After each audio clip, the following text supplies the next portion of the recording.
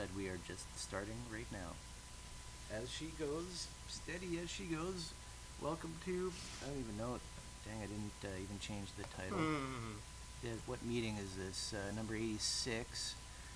And the Axiological Conspiracy Part 4 was the last one. So I guess this has to be Part 5, because I don't, as I recall, I don't think no, we... there were too many distractions and not enough resolution. Yep. I think the major points were why trying to really hone in the nature of why axiology interferes in this case. It's become like, why is it part of the whole charlatanism cycle? Right. And really hone in that axiology is not the most useful tool when it comes to Axiology is kind of questions that defy value. So the study of word, value, sort of. So the word justice, the word art, the word love, the word beauty, like all of these different qualifications that we have that we've appropriated as terminology, they find themselves in the axiological framework as well, right? So those are those are the things that we have quotation marks around. And how do you break lowercase? etymology, Axiology. What is axio? Is that, how does that So link logos is knowledge, and axiology is value. So it's the study of value. And so axio, that comes from, is going to be some kind of Greek word for value? I believe so. Don't quote me on that in particular because I didn't really look into the word itself. But it is the study of value and how to basically appreciate art, for example. Right. How to evaluate a good piece of art versus a bad piece of art. And I don't know if it's already kind of feeling odd to you, but to me, it's talking about how do you take out the context in which the art piece was created out of the picture and evaluate the art piece without context. Or also, you're taking out the experience of the observer, and in place of it, trying to put some structure. Like, this is why it's valued. It has nothing to do with like your impression that you get or all that. So what you notice now is within the confines of the system. Do we have paper to write on? That might be handy. We're just we're started late, so it's going to be a short one today. But is what it is. But before you go on your search, I'm searching, man. No, hit me up. So so axiology is basically trying to like insert a value system that says without context that this is more valuable than that, like as a piece of art. So what you notice this shifts the system into doing is you have these billionaires hoarding what is considered great art, right? And the rest of the artistic world is basically used for advertising and all of that kind of junk. And basically you got no appreciation of any art in any sphere. Right. So this is like one general. Okay, hold on. I feel like we're the wheels are spinning. We're just peeling off the track in any direction, whatever direction. No, it's just like I wanted to set the stage of an example as to how a word like art loses meaning, quote unquote art, loses all meaning in this contextless, systemic, axiological worldview that tries to put it on a ledger of this is more valuable than that. So you have like a skew towards this kind of value being hoarded by the people who have wealth, because who else can, negotiate those kinds of numbers? And on the flip side, the people who are artistic have nowhere to put their utility except for the people that would pay for it, which are essentially marketing campaign strategies, which is what you see plastered all around you right now, like that logo over there. Some poor artist had to fucking figure out the font. Okay, so that's a connection into that people can maybe understand, is that everything is just given often a monetary value. It's often reduced to a sheer number, and all that we have to do is act like machines and look up the value, whatever is provided. Therefore, we know oh, this is more valuable than that.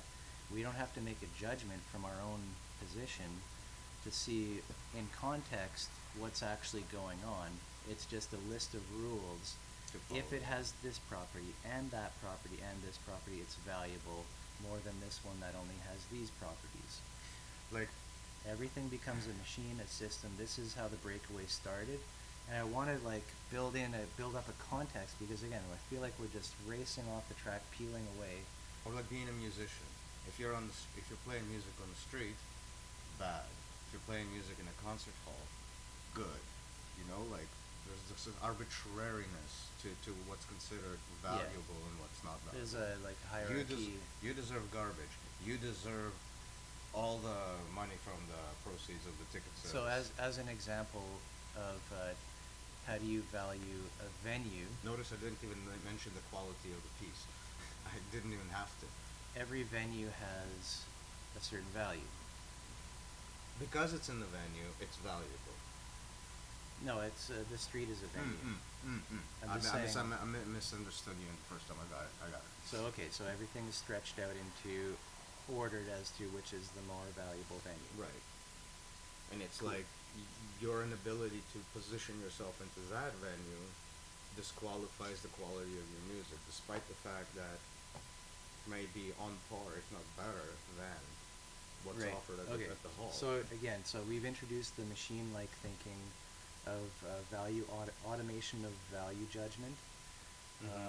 And That was this the is subject of this the is previous where ones. this is what happens at the origin in time of civilization, of the plateaus of commodification Right. coming together. Yes. This is at the very beginning where I was the thinking that. conspiracy happened, right? Where it started, it was present, this sort of behavior, automatic value judgment.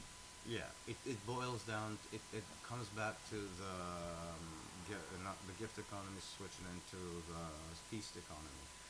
The value switches to the feast, and the feast is the arbitrary thing that has to deal with like owning the field, doing the harvest, So mechanical. can we thinking. not replace feast with market?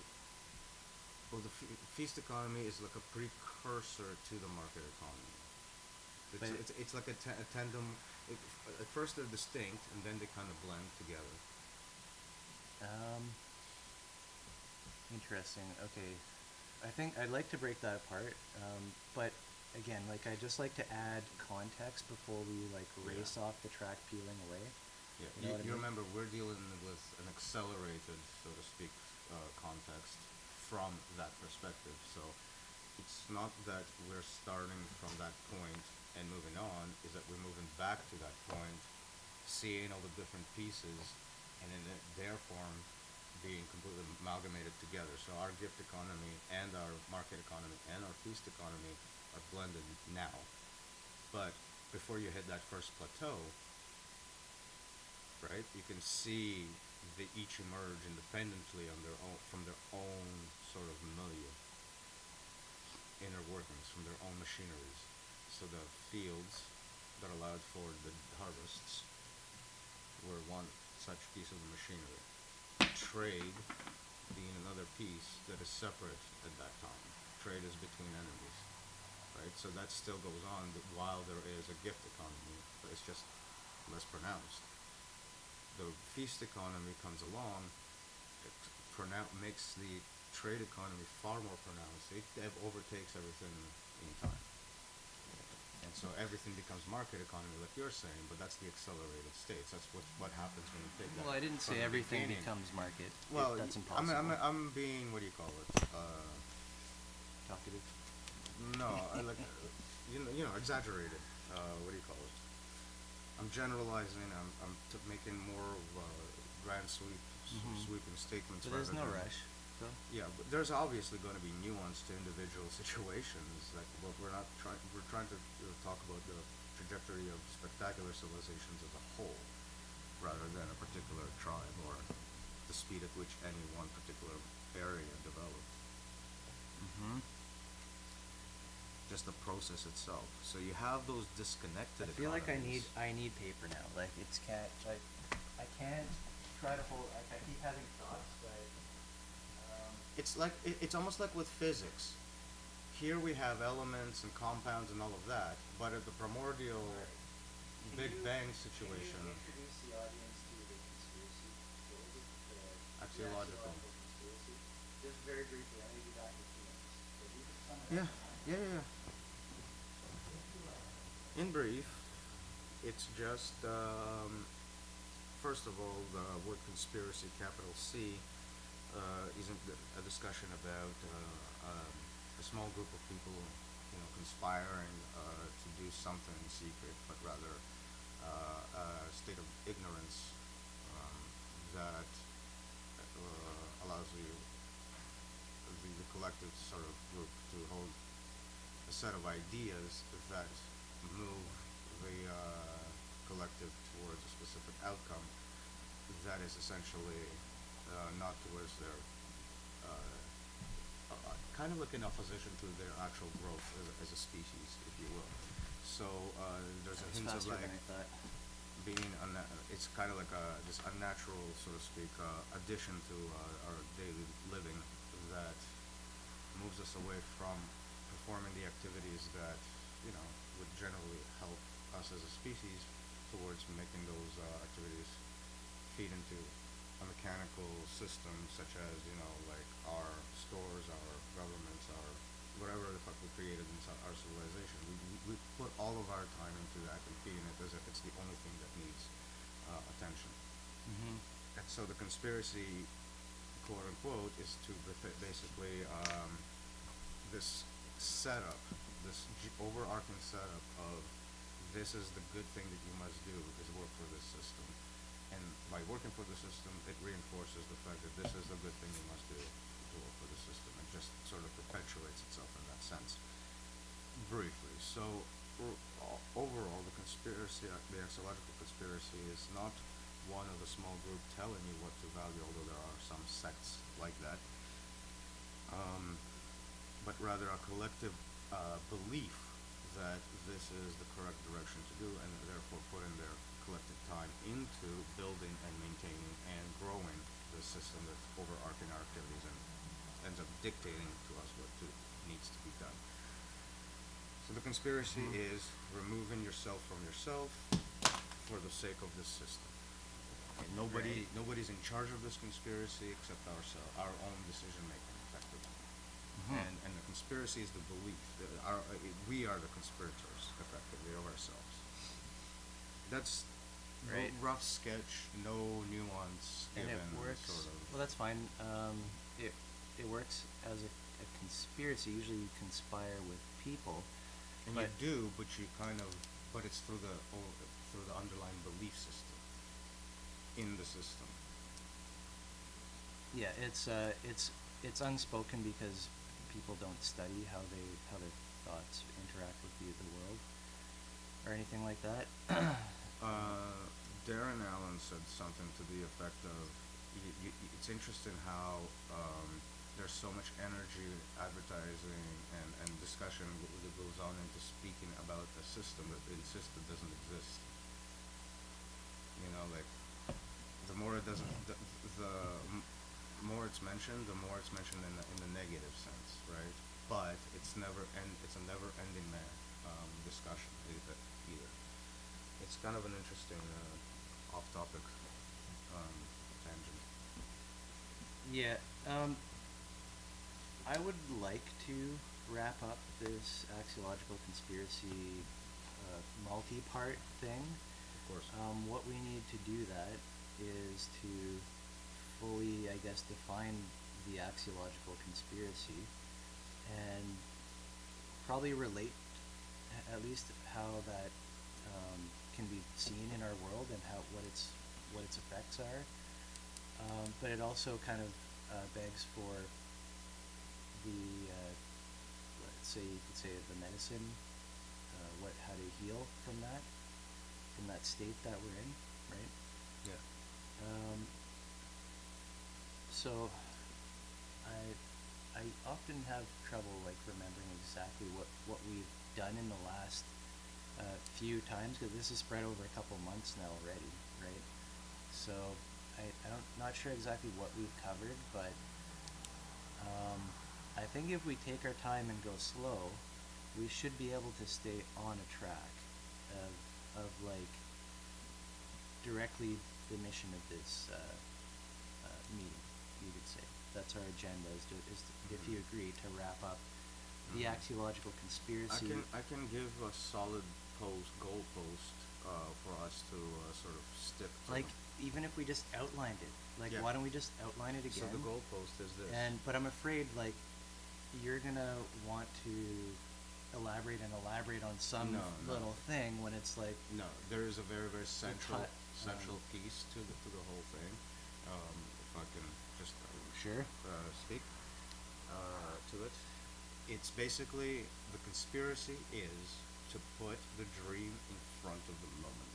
Like, if you were to step back and understand what all charlatanism is about, it's to put the cart in front of the horse, the cart being the dream, in front of the horse. So the analogy is actually a pretty good one, because if you put the cart in front of the horse, the cart follows the road, assuming there's a track, right? And the horse, it doesn't know where to go. It's just a driver of the cart. It all it can do is move it forward in that path. It can't see beyond it, right? If you Right. put the horse in front of the cart, it has the opportunity to veer off and make its own decision. And this is the analogy I'm making. Okay. Yeah, and I think a lot of people can understand that a problem with our society seems to be that everyone just behaves like a machine and does their own little clockwork part, which it seems meaningless. Like, While believing the opposite, which is an interesting addition to that. I guess The belief in the the opposite, majority, is what you could drives say, it. the majority believes that this is normal and good. Yes. Um, Not normal and good, but like there's not even an alternative. Like there is no. just the way it is. The alternative is all chaos Right. or bad or barbarism or this or that or the other, or lawlessness or some kind of evil. It is what it is. Right, and there are no other ises. No Or alternative. a possibility for it. Like it could never have been different. Right. And by different, we don't mean like completely backwards either. So can we let's just unpack this a little bit and then continue on with our outline. That's Let's stick to out- cart before horse analogy and dream before and the conspiracy to put that. Sure, the analogy, but let's unpack it. Because I want to get into the fact that it's a dream. Like that needs to actually. I don't think we've ever honed in on how important it is to understand it to be a dream. The same state that you have during sleep, except when you're awake. Right?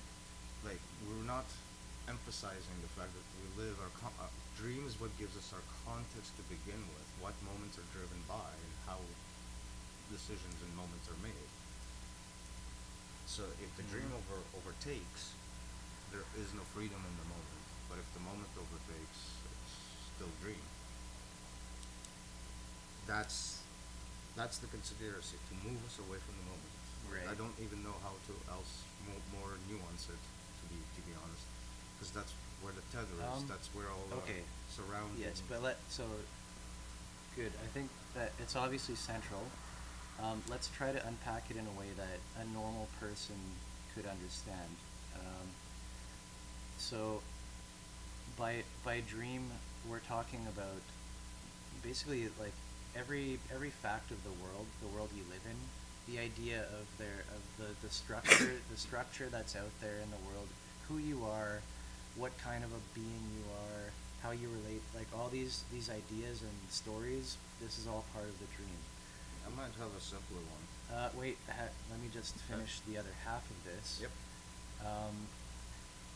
As a sort, not necessarily opposed to that, but when talking about the moment, we're not talking about the beliefs in a certain way or how a certain story worked.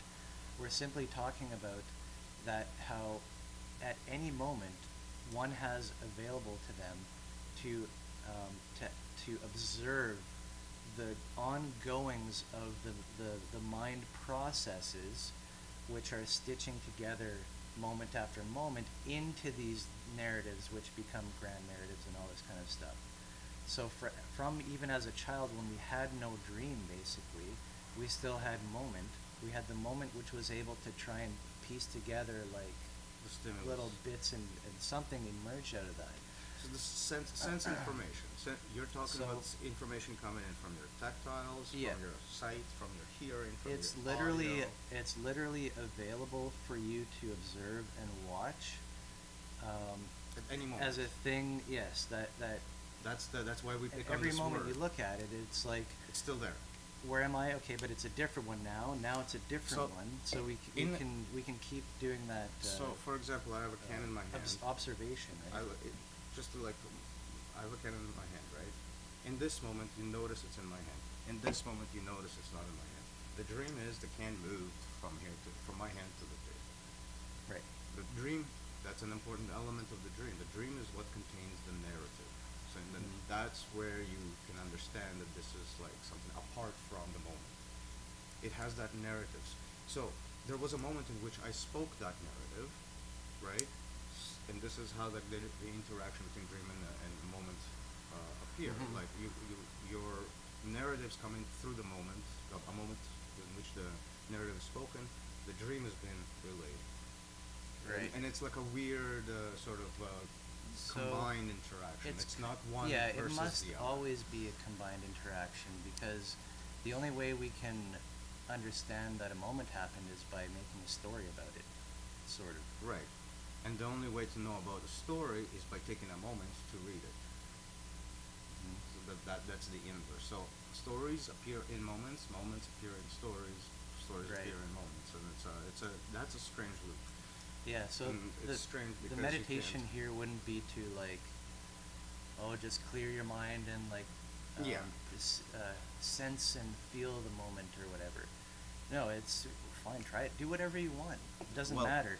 Fact of the matter is, moment to moment, every You single remember experience is coming through a moment. Small tangent. Do you remember Janos from Yeah. Buddhism? So that whole idea of like you do and you concentrate on this, concentrate on that, and you get into this mental state. Well, what is it doing?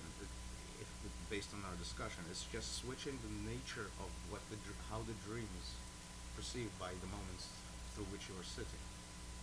That's what the Mhm. state is.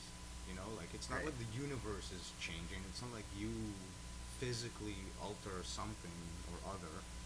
It's the environment in which the dream exists that alters, and it behaves differently. It has a different flavor to it, if you will. Right. Yeah, so there's like these kind of core protocols that sort of conglomerate and clump around the idea of observing a moment. Yeah. And those become more and more complex, and eventually we have this kind of debugging apparatus which can be switched on like doesn't matter, and it can change completely how you perceive events that are happening. If you remember way back when I was trying to write out the memetics book, there was a section there that talks about the mediation layer and slowing it down. So we have like hypermediation, we have Right. what was it?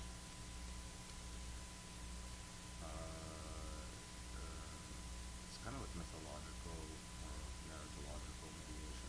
Anyway, the normal state where you're on autopilot, story is fed to you because your brain is already automatically knows what this is, what that is. It gives you pieces of that narrative as soon as you see it. There's another phase where you slow it down. Into the abstract, like you're walking down the Yeah, layers. to like how is that information built up? Oh, a narrative showed up in my head, right? Like you were seeing it for what it's doing. And then the next phase after that, because you can't really not mediate, right? Your mind will mediate no matter what, is to try to restructure the bits and pieces, like, oh, this narrative is this narrative is that, to a more what you call it, to a more universal structure that it happens for you and for me and for the other person. What are those elements? Like break down not your specific narrative, but all narratives, their elements, and that's when we get the bridge between artifact and meme. So your memes become reflective, they're more directly reflective of the artifacts, because the artifacts are the common pieces that we all share out into the media, right? Artifacts is what we pick up. Since we have 99.99999% same capacity for thinking, for moving, for doing anything, those artifacts are going to be 99% self-similar. They might not reflect similarly in the meme, in the final memetics, opposameness and all of that kind of crap. That's all it is. Right. But, you know, like the exercise of paying attention to them, the idea behind it is to get closer and closer and closer to the universal artifacts. Universal artifacts means universal memetics. Universal memetics means model-like space, whereas the difference between that and the other one is like the lack of obfuscation, because you can see how that bottom-up approach removes the notion of obfuscation by already having universal artifacts. It kind of undercuts it. The same claim made by Buddhists as well. It undercuts this thing sort of to the point where it's not that you don't get it's not the fact that there are no things to get angry about. It's just that your mental state does not go through the notion to get angry to begin with. It just doesn't put that together. It's a tough one to kind of swallow, and it's very, I guess, technical. And that's why I said it's a segue. Right. Good to know that there are processes, meditations, or practices that one can take to directly observe what we're talking about. Right. Yeah. So the conspiracy to put the dream in front of the moment, so to have the dream take primacy over the moment, to obfuscate the moment, basically. And it's something we do to ourselves. It feels almost like just entropic. Well, we do it to ourselves, but we also have no alternative, Like, right? Like, it's because the entire framework, the entire narratological and mythological framework under which we operate only points in that direction. So it's not that we knowingly conspire within ourselves. It's just that doing a bit this, it's all obfuscated to begin with. So if you do a little bit of that, a little bit of this, a little bit of that, a little bit of this, individually you're not conspiring against yourself anything. You're getting food. You're getting to work. Yeah. You're doing this. You're a good person. Right. But collectively, you take that whole thing for everybody together, it always winds up the system only works for the system. So like a good cop arresting a person on the worst day of their lives, for example, just because they made one mistake and now they have to actually deal with a record. Everybody in that situation is doing good, as good as they knew to do. For example, stealing bread to eat to feed hungry children kind of situation, right?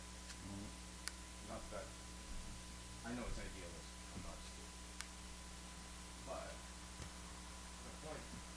Moral of the point is that nobody in that situation believes that they're doing something bad, but the system collectively is going to punish and reward and do all of these things, completely with a complete disregard for your personal circumstances. Right.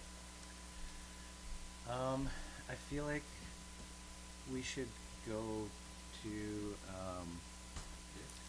yeah, thank you. I feel like we should go back to just the problem of counting. Sure. Yeah, it's a problem. And like just rehash the Okay. origin story, I guess you could Sure. say, because that's where this all happened. If we can get that as clear as possible, like this tendency to put the dream before the moment, to obfuscate the moment, with the dream. Mhm. This tendency is always, it's there naturally as like an energy saving, like a mechanism, right? Autopilot. We can It's set up the autopilot hijacking for of the tasks, and all throughout history, we've been good at this, of becoming accustomed to something that doesn't need to be readdressed all the time. Right. We can save space and energy and not have to learn it all over again every time we do something. So just to complete that picture, the reason that's so fucking crucial is because that autopilot was tuned to survival. So it was relevant for when it was developed. It's it being used for more arbitrary things, Right. i.e., expanding the timeline between action and reaction allows for arbitrary narratives to accumulate between action and reaction, right? That arbitrariness becomes part of the autopilot. So there's like lots of junk in it, Mhm. and that junk is then being further utilized to take advantage of us.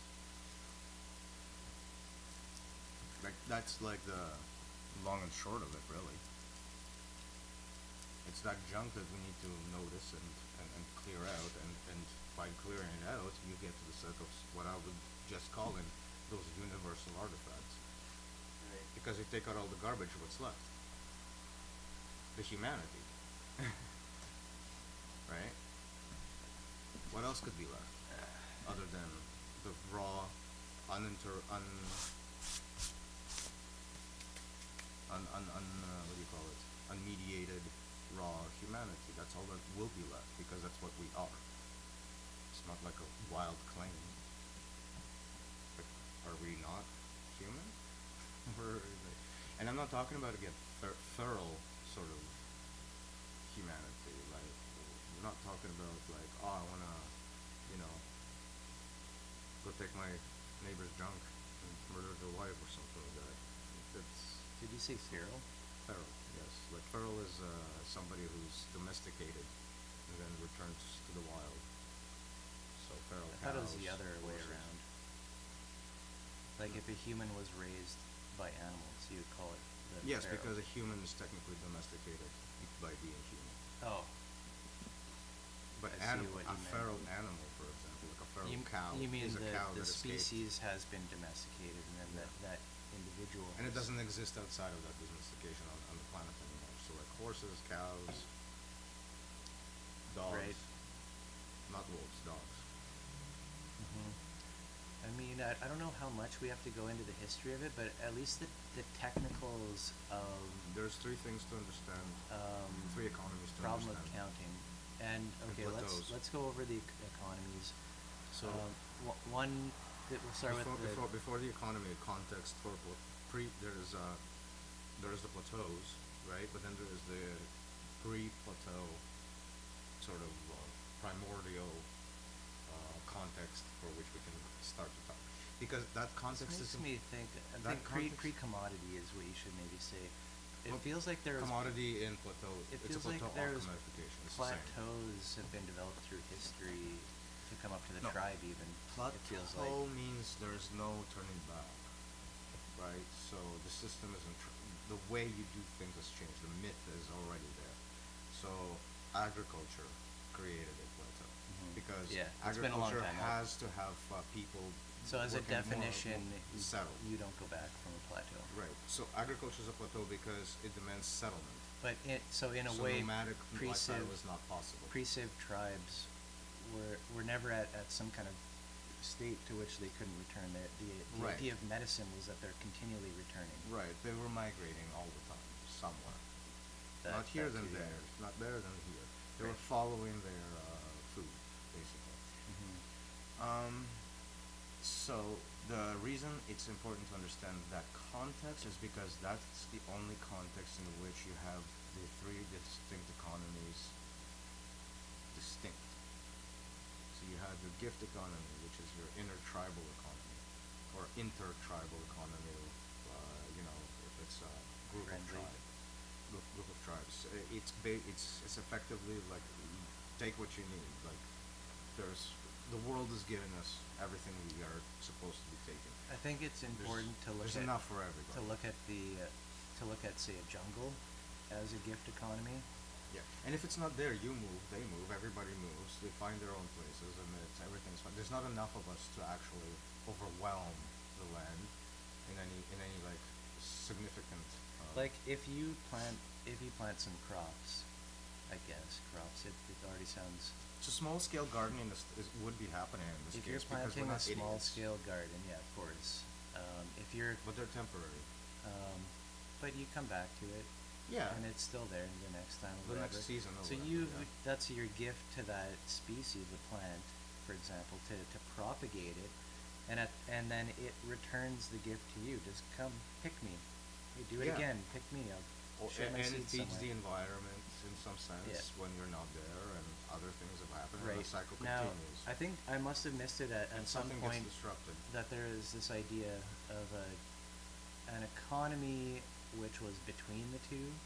You're calling, like we've called, a feast economy. That's, I know So- we developed that. So feast economy is a particular development. How is it motivated?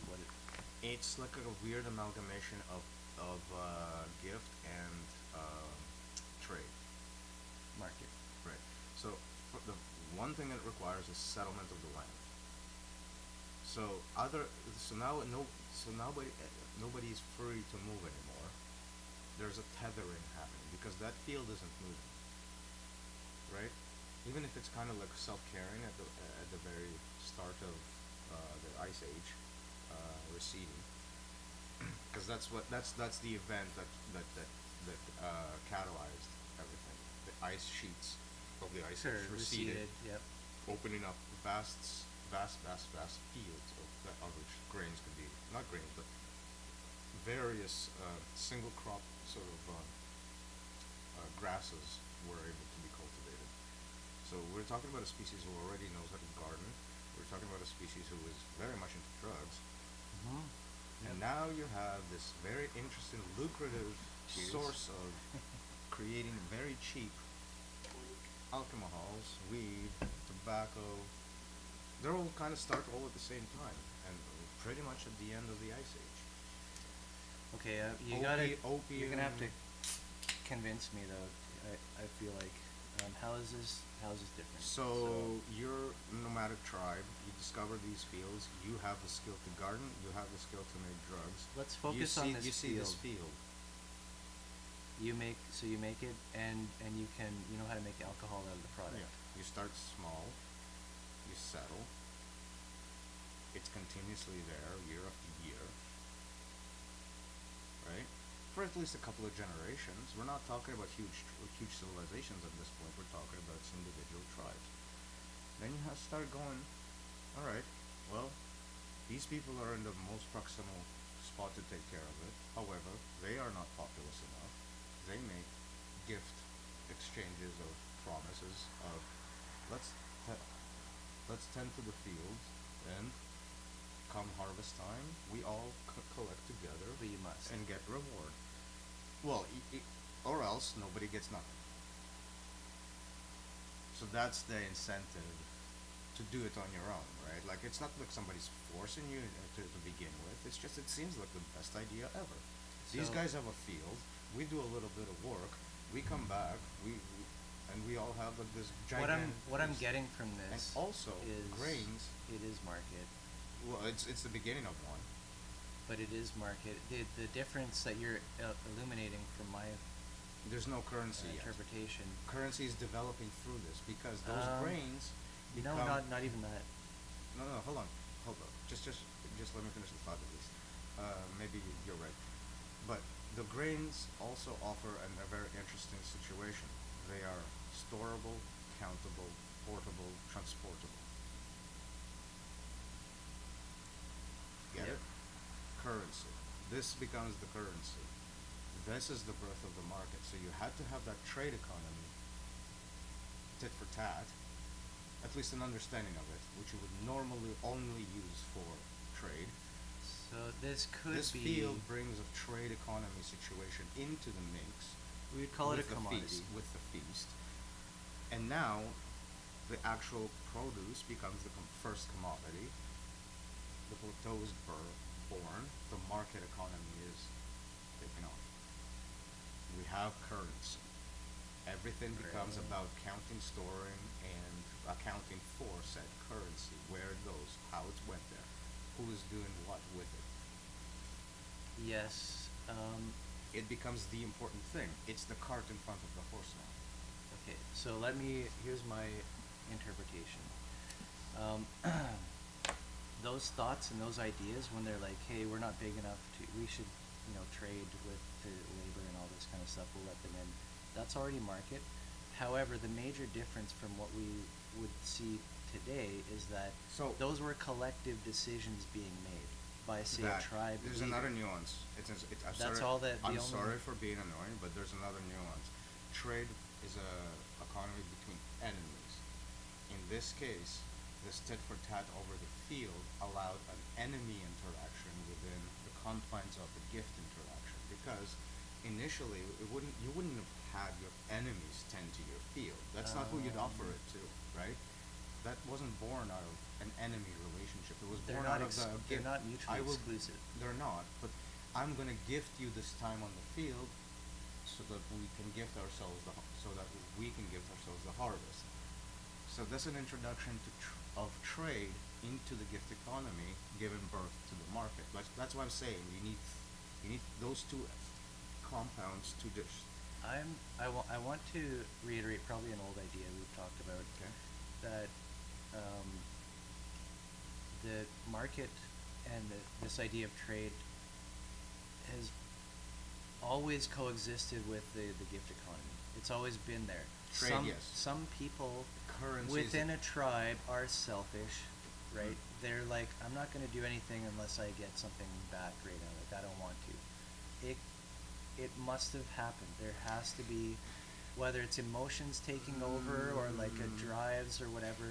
No, because homeostasis is the default. Then what do you need So medicine for? laziness is the default state of the tribe. Like, we need to assume that nobody's going to be doing shit out there because they just, are forced into it. There are the two main things that tribal people actually, maybe one thing, that is very hard for us, white middle-aged, industrious folk to understand, is that there is no difference between work and play in those societies. Work and play are the one and the same thing. You're having fun doing whatever the fuck you're doing. You're not doing this because you're forced out of your element. You're doing this because this is your element. That's a very interesting distinction. They don't What get did we need bored. medicine for then? And also, children growing up, they can be selfish as that. The medicine didn't come to the. I'm just trying to say these patterns already existed always. The They didn't mental just medicine? poof out of nowhere. The mental medicine that coexisted with that to keep it steady for the millions of years that humanity existed in. Right. I'm saying there must But have. then in The medicine doesn't exist unless there's a reason for it to be existing. There are tendencies the same for as us an to immune be, for system. people to be selfish sometimes. It's the same as an immune system. That's all I'm trying to say. And and before the commodification plateau, that immune system functioned fairly well. It kept all of those things at bay. Yes, an immune But system. the commodification plateau just made the interaction Overwhelmed the between, immune system. because it delayed the time of the action to the reaction. You wouldn't necessarily die for making a mistake today. So your mythology changes to say to you that these activities are no longer lethal. Roughly speaking, of course. That's what's changed. And that change comes through, again, here's why you don't have market yet. No currency. Currency is the sortable, storable grains. I also wanted So to make a market comes into distinction play between as market soon and as trade. you have feast. So feast is trade and gift put together. You get feast. Feast transforms to market.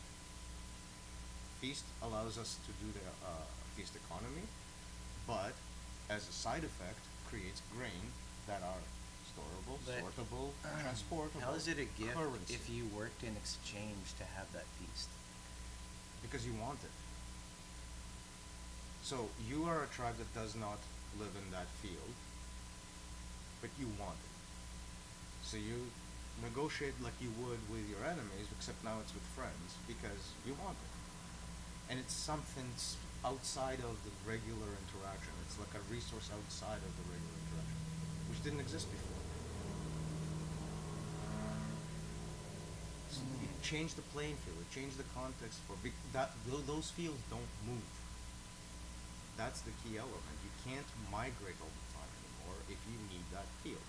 If you're a migratory and somebody isn't and they're on that field, you'd be like, well, normally we trade with people we don't like, but how about we make an exchange for this specific element because, we don't have that. It becomes lucrative. It doesn't feel bad. It's not like they had the distinction of like, I'm only going to trade with enemies and that's my categorical way of thinking. I'm not saying that, right? It's more of an instinctual response. There's no rules about this. This is just, you don't trust an enemy, you don't want to do anything directly with them. But in this case, you just can't do anything directly with your friend. It's not direct. It's over there. You need to do that work. If you do that work, you're welcome to the feast. That looks like a gift exchange. But Gift exchange. being the exchange, you see the writing on the wall. They don't see the writing on the wall. We see it in the retrospective. But yeah. and now, so this is pre-currency, but now because of what we're trading, you get currency involved. I get that. So that devolves. So that combination devolves all together into what we now call the market economy. So pre-primordial pre-plateau, they're distinct, and they have like a this, then that, then this, then that situation. But past that plateau, it's all like one mix, and then you can't separate one from the other. All gifts are basically monetary. All exchanges are accounted for. Aside from maybe your mother's breast milk at this point. Yeah. Literally the only free thing left. Yeah. I mean, Well, yeah, that's an really. exaggeration again, of course, but You can't even really gain anything. What else can you give that's like doesn't belong to somebody else somehow? so it feels like an exchange of gifts, but it's actually a trade. Right. And it's a trade not by forced hierarchy. It's a trade based on such circumstances.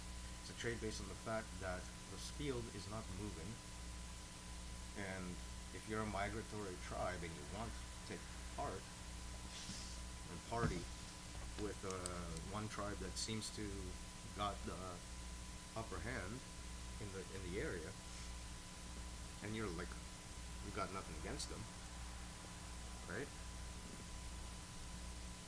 And the entire having things against anybody starts to become it's not like it's a new thing, but it becomes way more prominent when you're stuck there defending your claim on a piece of land. I think we're missing a term.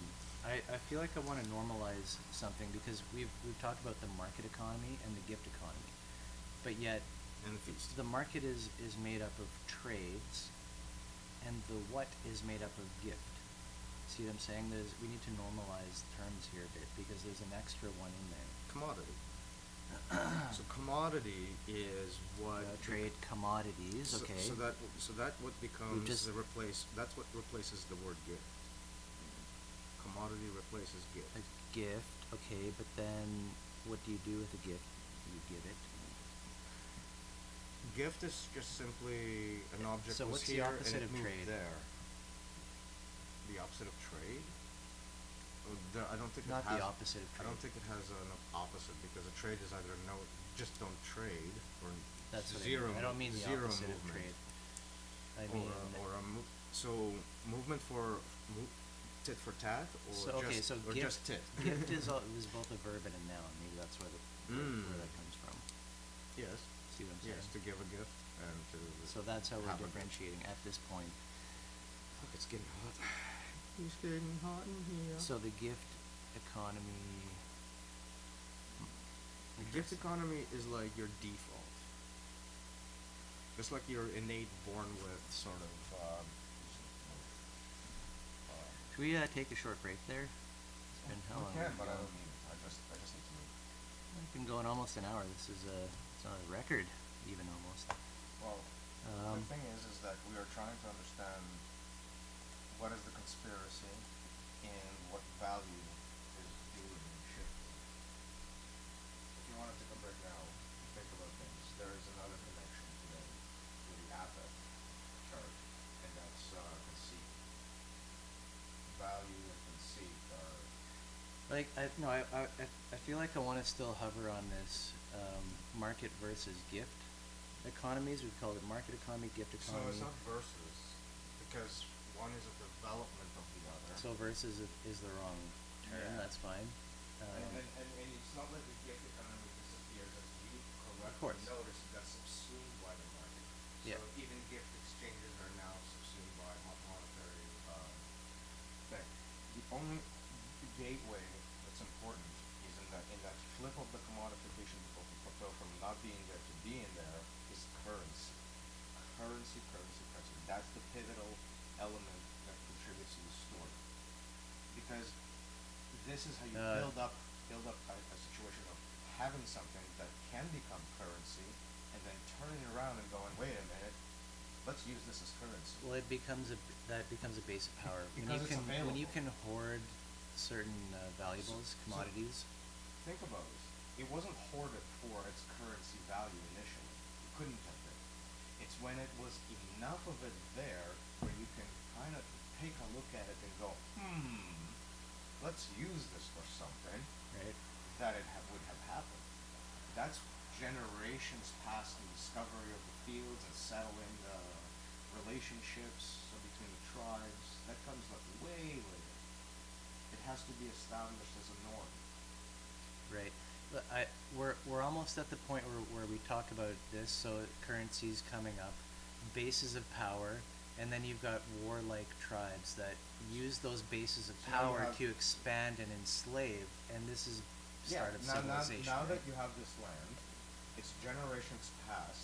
You have this now new idea of currency. Everybody else is looking at you going, maybe I should be in charge of that, because that's Yeah. a nice place to be at. Don't look at me like that.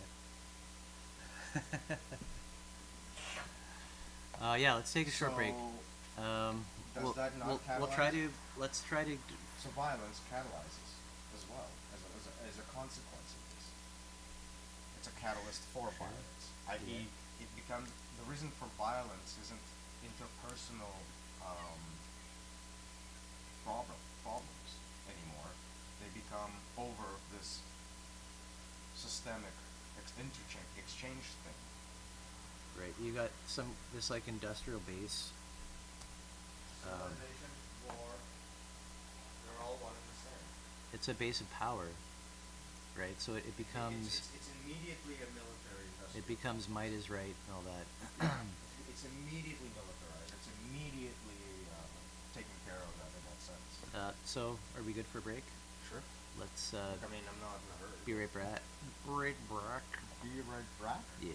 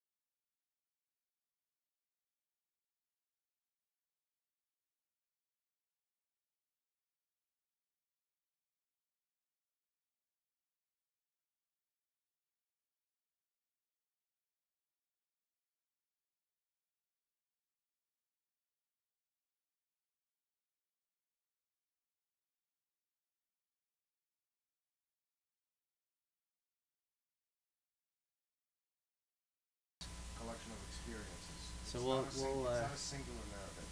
continue trying to outline the remainder of I'm gonna this. keep pacing because that's how I think about it. Right. Yeah. No. No. Proceed. I just figured. Actually, I didn't even share it. It's only Facebook people, or not Facebook, YouTube, who could come in potentially. But short meeting and all that. So we were just taking time to see if we could conceptually finish the Axiological Conspiracy Run multi-part series by going through a number of quick things here. And right now we're talking about the differences between market and gift economy, and what is feast, if it is really different or just a subset, and also distinguishing trade, that trade doesn't really happen within a tribe, it's more allocation of supply. You agree that everyone knows certain things have to be done, like people over here are hungry and people over there need help in the field, so like these needs get allocated, right? So it's not even trade versus gift in that sense. What we need to understand is that trade differs from gift economy by its lack of trust, right? So there's no trust in trade as much as relative to trade, to gift. Gift Interesting. is Yeah, I like think so. when you receive that gift, you don't question the motives of the person. Essentially, it's not that sort of sentiment I'm going after. Whereas with trade, you actually have no idea. It's not that they're bad or good, right? Like, I'm not saying enemy means like we gotta be fighting otherwise. I'm saying you lack that element of trust that you would have with a gift giving situation. That's what differentiates the two, and that's why it's an outer exchange where you don't know, you have no certainty over it. Tribe, you have that certainty. So within yourself, it's also about like what the things you trust yourself with and the things you don't. So yeah, you can both give yourself gifts and you can trade with yourself. Trying to change a bad habit, for example, is a trade because you're basically unhappy with a part of yourself, right? Like you're judging yourself. You're making two of yourself, so your perfect self that you're wanting to be, the self that you are, and then you're exchanging. Okay, You're making an exchange between regions of neurons and meaning clusters inside. Because even the if balance is happening. Even as a single person, you have a multiplicity of But ideas. It seems very fine that the difference is simply whether one trusts the other or not. But the same thing is happening. Because it's a model. It's not meant to dictate what physical trade in the world is all about. I'm not talking about economics from the economical study perspective. We're discussing tendencies, qualities of humans. So trade we're also appropriating. Trade as a word We're appropriating terms necessarily, right? It's a catch-all phrase that we is have to develop meaningful in those. your experience rather than out there on paper. So trade as it is relevant to one's experiences.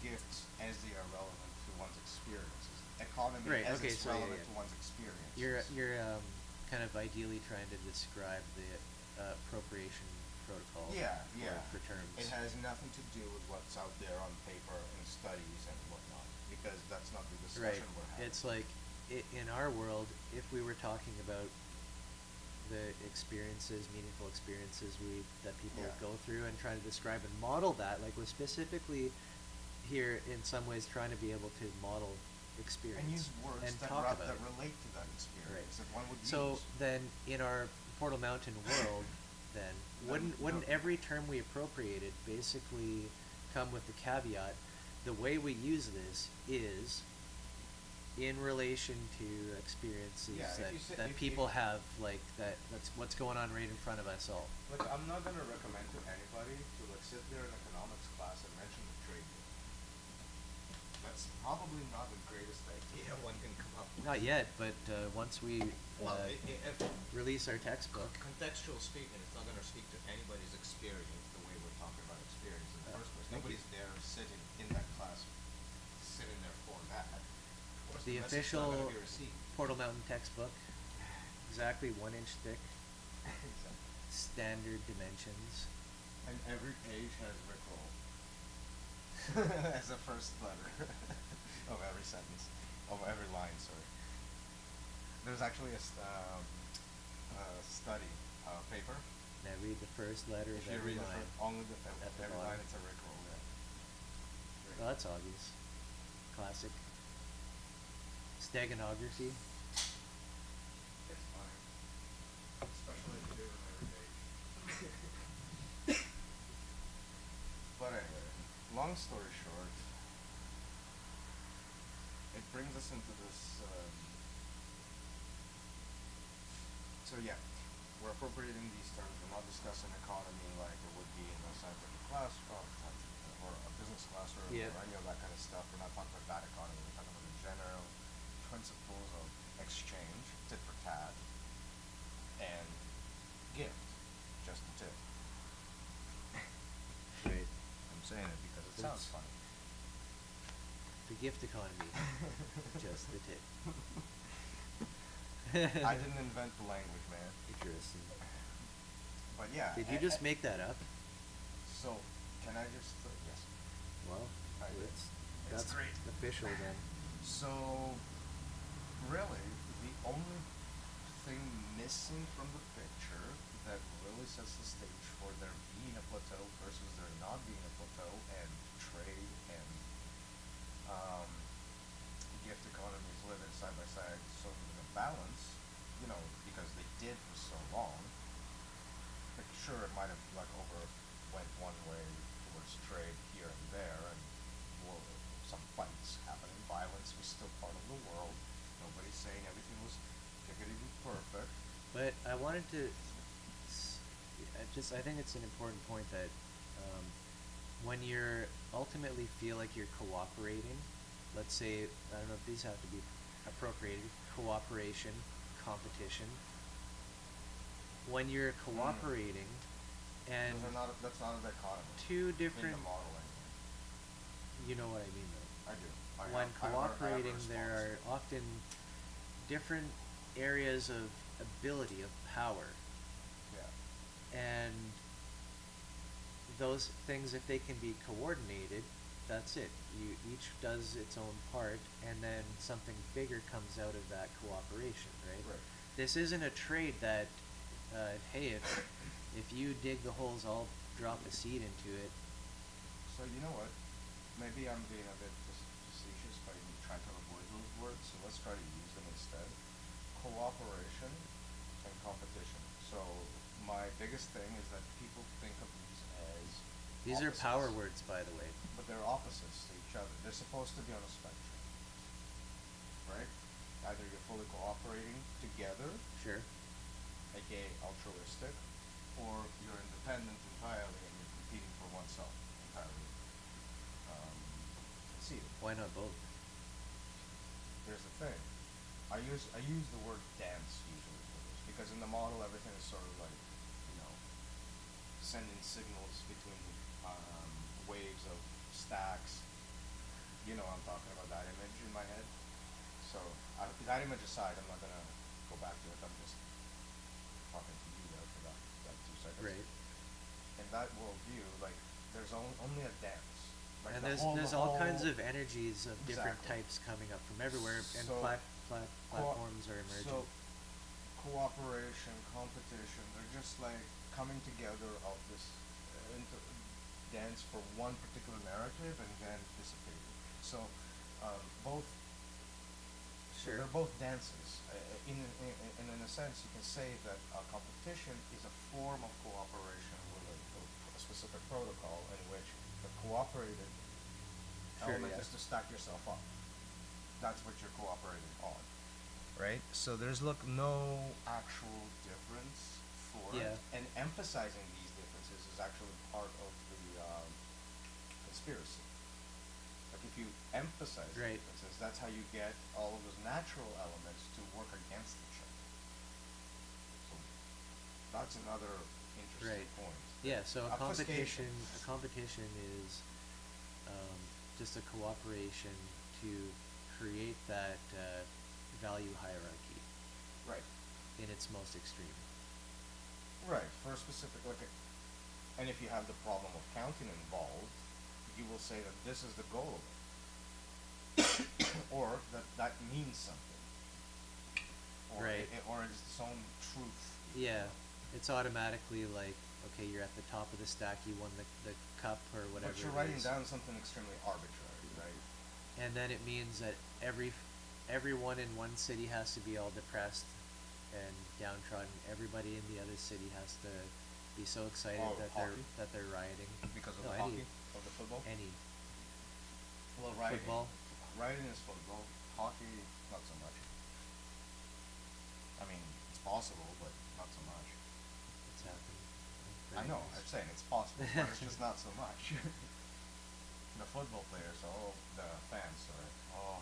Right, but my And point I'm is, not it talking just about it's an America. arbitrary, like it went either this team got Right. the one up or this team got one up.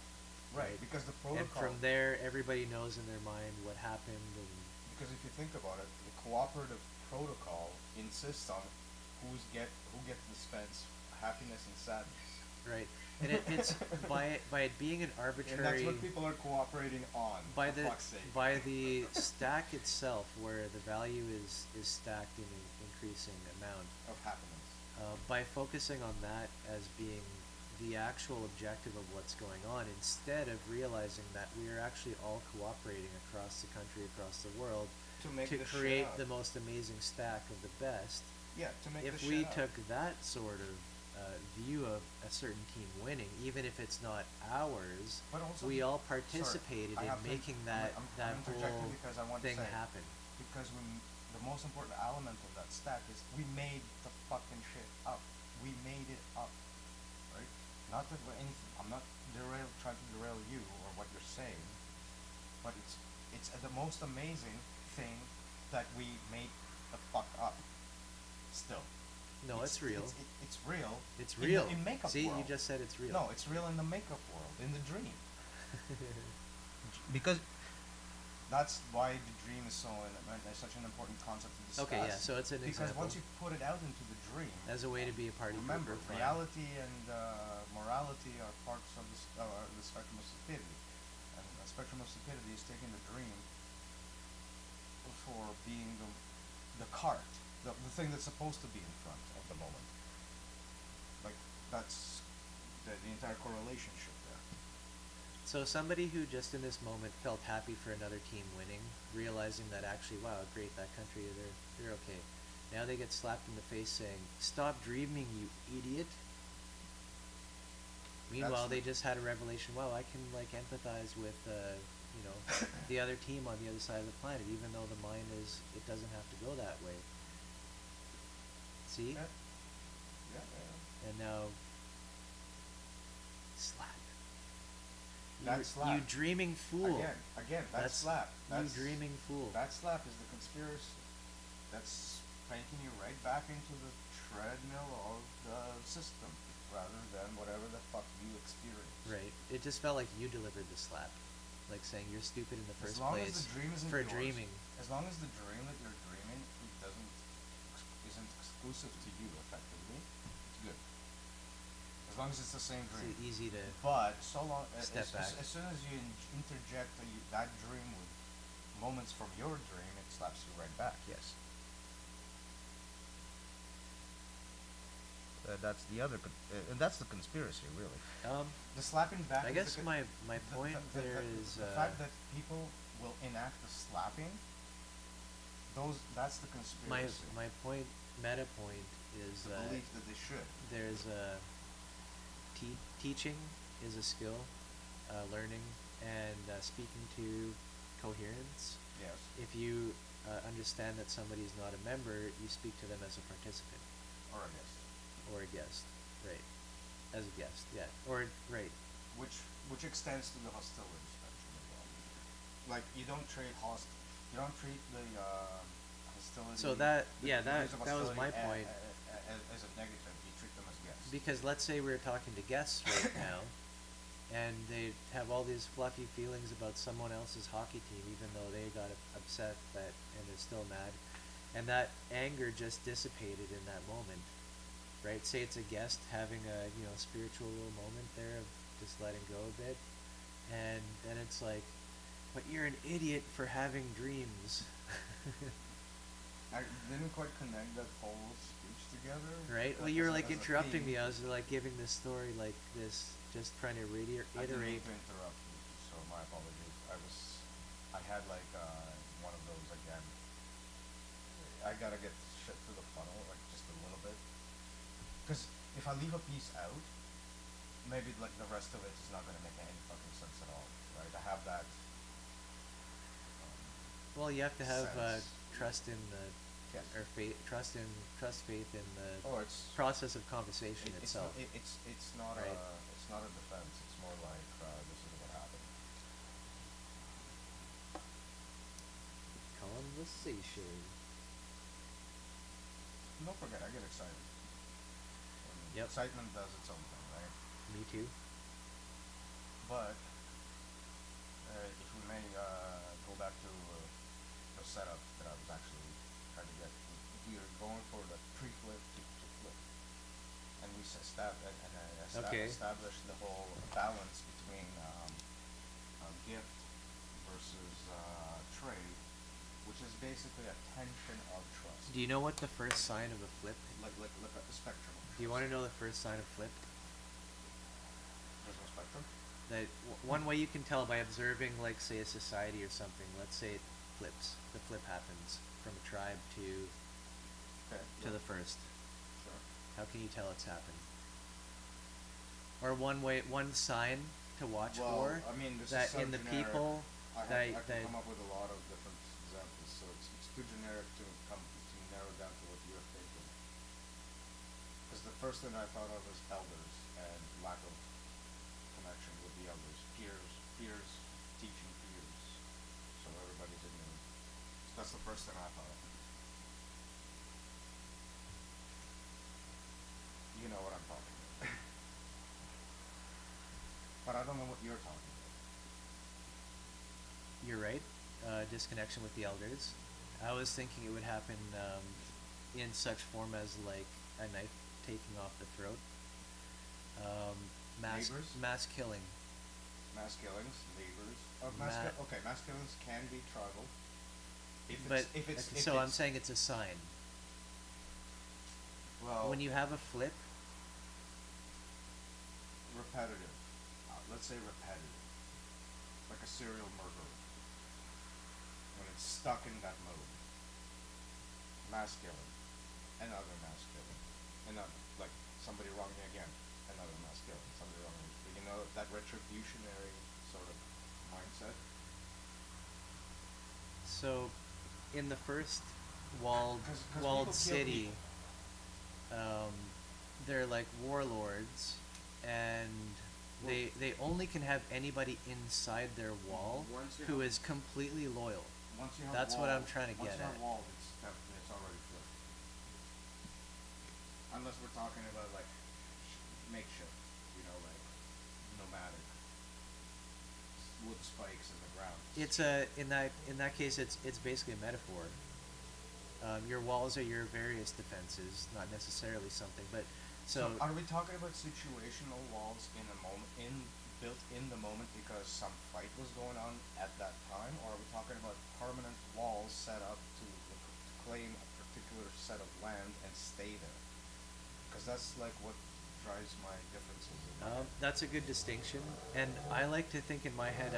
I mean the land that's true, but I feel like Like, this settled or not structure and settled? organization can happen. Can it happen outside of a movable land? I'm trying to figure out settled or non-settled. Like, are we Right. talking about settled people?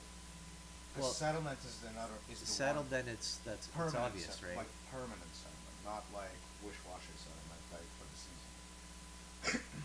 Okay, so settlement is the correct answer Set- of the definitive. and What re- it looks like is and well they repetitive they build a wall basically. And right? repetitive genocide, All settlements have a border. which I think goes hand in hand with repetitive genocide. Once you get into the mix of things and defending your claims and all of Yeah, that crap. I just yeah.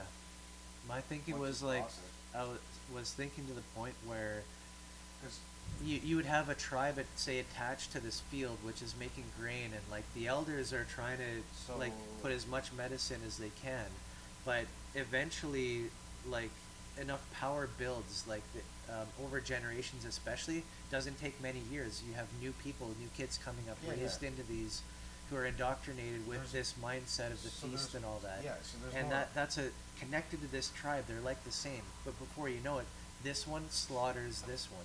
Exactly. That's what I wanted to point out. Yes. It And comes and off, to and then s- whoever's not loyal, to support your you're point, gone, and then the wall is built. So to support your point, evidence in Europe and all that for archaeology, right?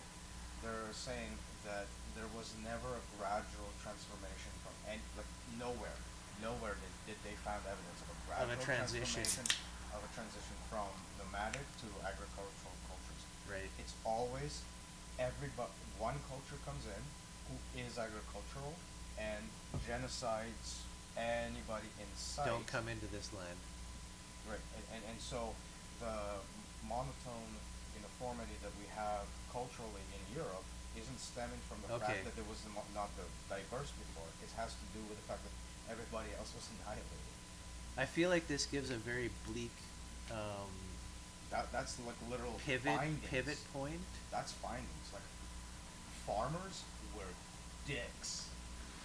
Yeah. Like absolute fucking horseshit dicks to everything else around them. They Farmers are annihilate. assholes, basically. That's what Well, it's all I mean, about. they're Right.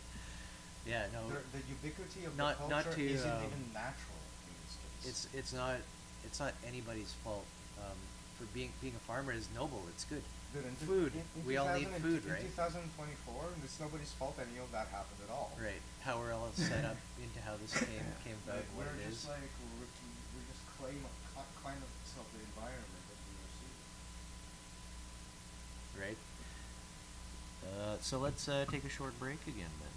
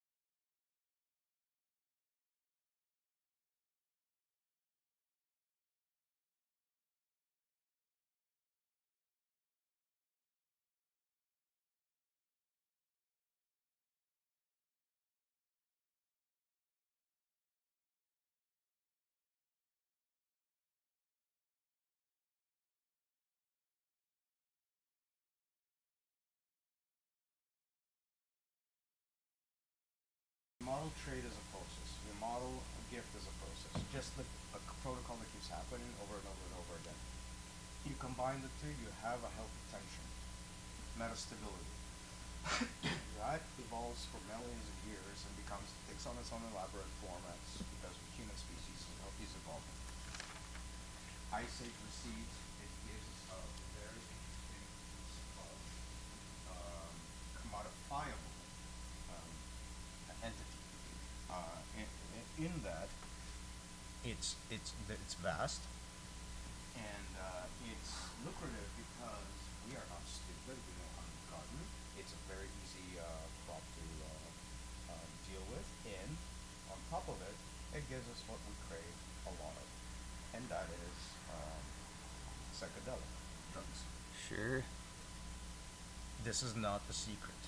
Humanity and elsewhere have, not just humanity, the animal kingdom has a very intimate relationship with substances. It just does. It's a known fact of nature.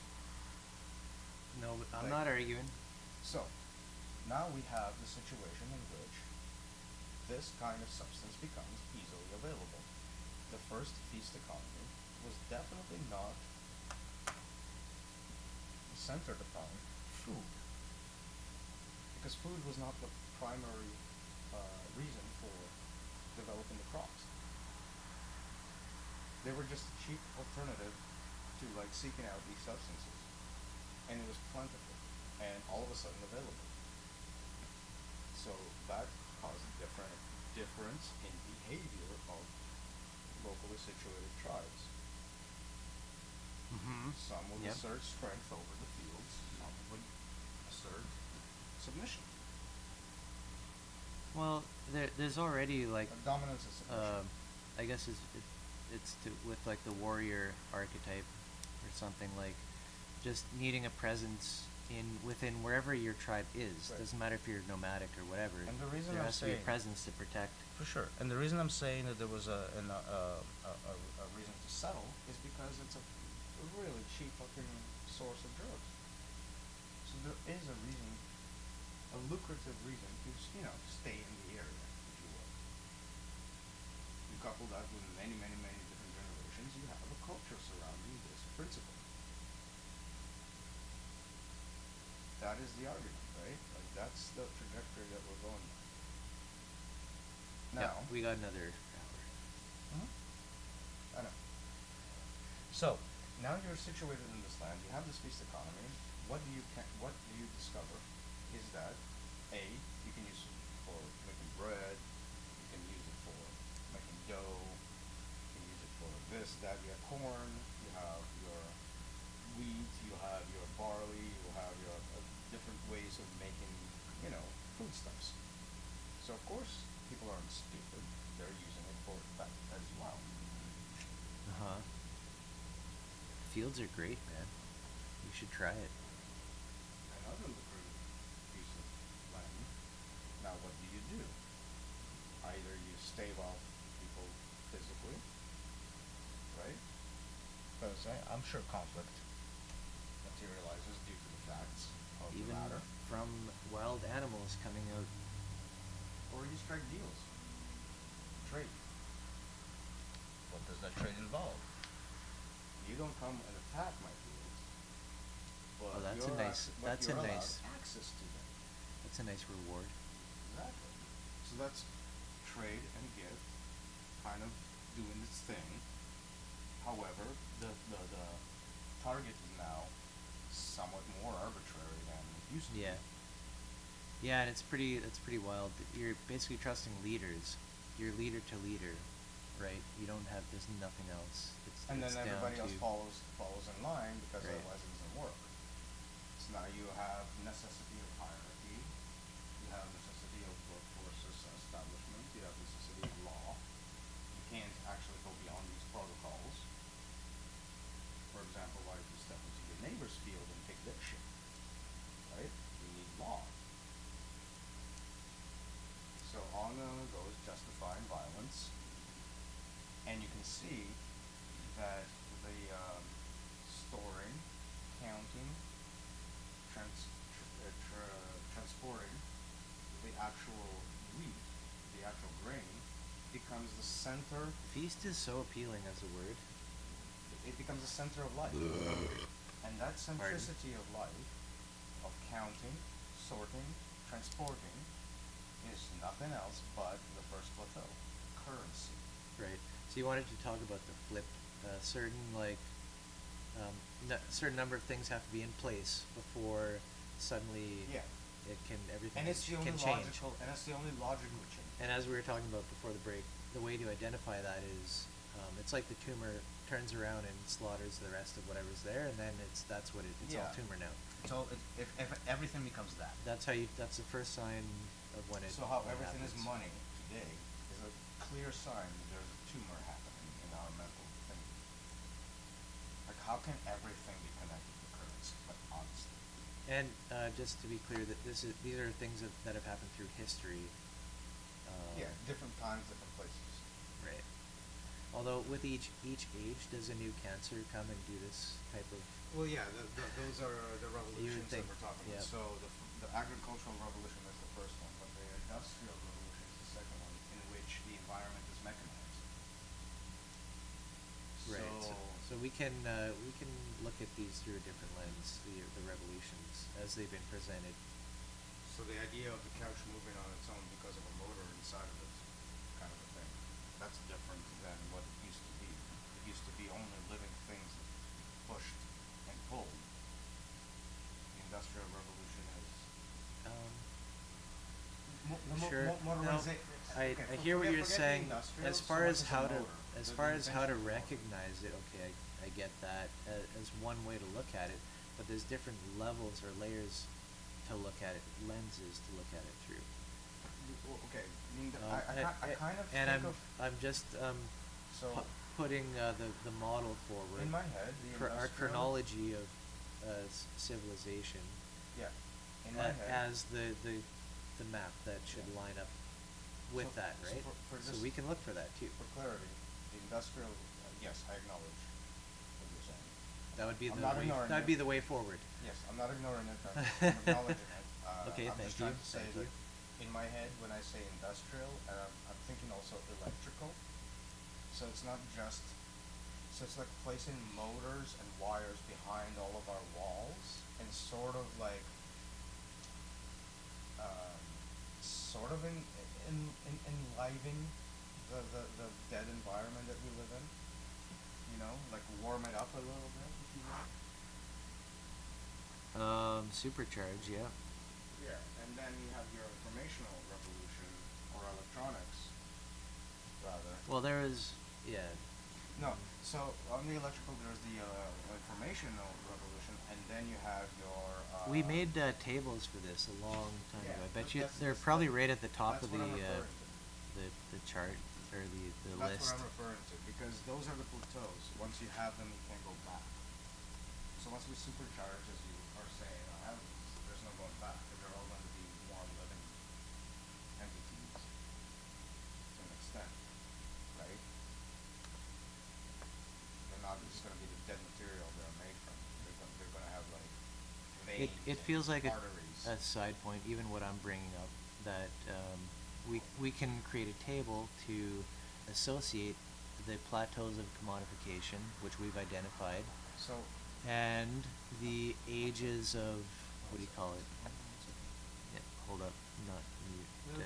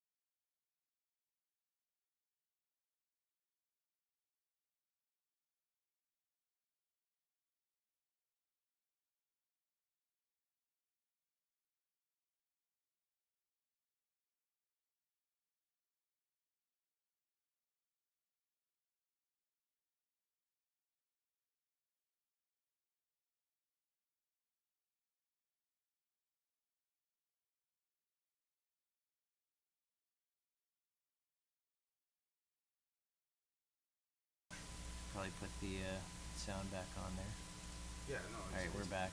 This is a See the reflection. chart I put up? Mm-hmm. Oh yeah, look at that. This is old too. Not super. Yeah. Not the super oldest. But And I named exactly the same things. I said agricultural, industrial, informational. Hyperstitional is the internet, right?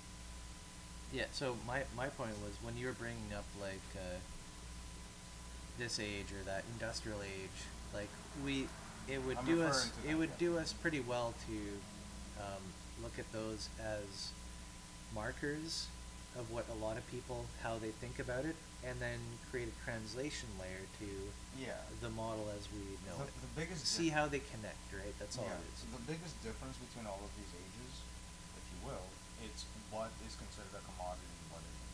The first age considers land a commodity. The second one, It's language. not here, eh? Okay, I'll write those down. But okay, and what's the third, fourth? So informational and hyperstition. What are those commodities? So, Land. land, language, concept, and narrative. Okay. I follow. Look at these Yeah, layers, yeah, and yeah, you can yeah. see you can see what I'm talking about. Mm-hmm. The language is like you gotta be part of our religion or else we kill you. Right? This is like basically Yeah. the very first steps of civilization did that. I'm glad. I'm glad we revisited this because that's not what we had before. And what you, as you're saying, this makes sense as like kind of the highest. You could say highest or more core, most core of your being. What actually sets you apart in through these different. Which age you are at. Through these different ages. If your right? language is controlled, you are on the second level. If your concept is controlled, you are on the third. If your Right. entire narrative is controlled, which is where we are, Right. collectively, you and myself included, and I'm not excluding ourselves out of this fuck show. Right. I'm just using that same narrative to turn it back on itself. Interestingly, what a time to be alive, but also like when narrative as a thing, I think people can look into their experience of media and all this. Do you feel like your narrative is shifted or Yours or pushed or, others? controlled or Are you- somehow what your experiences are somehow like I'm looking at it as like, are you parroting shit? Like, I know I am. tilted I'm somehow? clearly parroting some things, and you're clearly parroting other Well, things. And John parrots other things, and everybody parroting- parrots some things. We all experience certain memes, I guess, right? But the fact that we are parroting and not like stalking, You and wouldn't. not talking really, How we're talking. is it the indicator of the fact that we're stuck in a plateau? We can't go lower. We have to fucking use the same points. We can't use different mythologies. We know what things are, right? Like, if you say something, you know what that means. There's no. If you say it to me, I will know what that means. You can't escape this fucking Well, establishment. you can become if you aware will. of And that. by establishment, I'm not talking about the government. I'm talking about the established myth. The myth soup, more like. Yeah, obfuscated myth, meta myth, which is accounted for by like accounting is what handles the obfuscation. If you can't translate it through a meaning, you translate it through an account. An account. Right? You reduce it to numbers, and you pick those numbers back up into another different narrative. That's what I mean by obfuscation. Not No, I get not it. the I get it. malicious Yeah. thing. It's a byproduct of automation. It's just that there's so much shrapnel out there that could It's a be byproduct. potentially meaningless, is because nobody ever understood the meaning to begin with. The mantra is countable, storable, sortable, transportable. So long as you have those qualities, you have accounting. Because you have currency. It just builds itself right out of the milieu of existence, if you will. It's like Sure. its own hyperstition. You're missing a few qualities of money, but I understand. Yeah, no, what I'm you're not. saying. I'm not trying to go into an economics theory. I'm trying to lay the playing field within which an economics can take place. You need something you can count, place, and port. Otherwise, you have no currency. If you can't Well, if you can't move it, you don't have currency. If Currency you can't is count it, you currency don't have feels currency. like a scale, because when people are desperate enough or whatever, things So- do flow So in grain, fashion. that grain, that wheat, that corn, that tobacco, the weed, the poppy seeds, whatever the fuck, those are the storable components. They're physical things.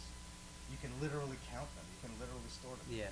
So you And can this is actually do before that. the advents of like fridge trucks Right. transporting. Which is exactly what makes them so lucrative. So not only you got a drug making machine, it's a portable one, and you're in charge of it. At least the base of operation, at the very least. Of course we're going to start to have a market. I'm not saying it's like a bad choice, I'm saying it's like that's what will happen. Problem is that we don't have a mythology to say, hey, wait a minute, what's the end game of that sort of thinking?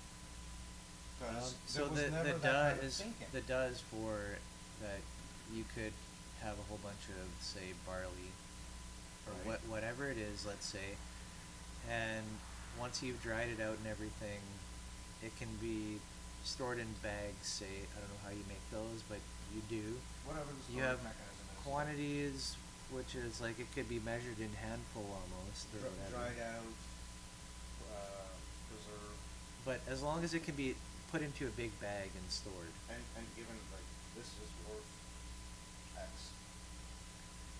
So many. There's so many barley in here. Yeah, Like a weight or right. whatever. That's pretty critical. The problem of counting is now asserting itself as a solution. Being Right. a problem is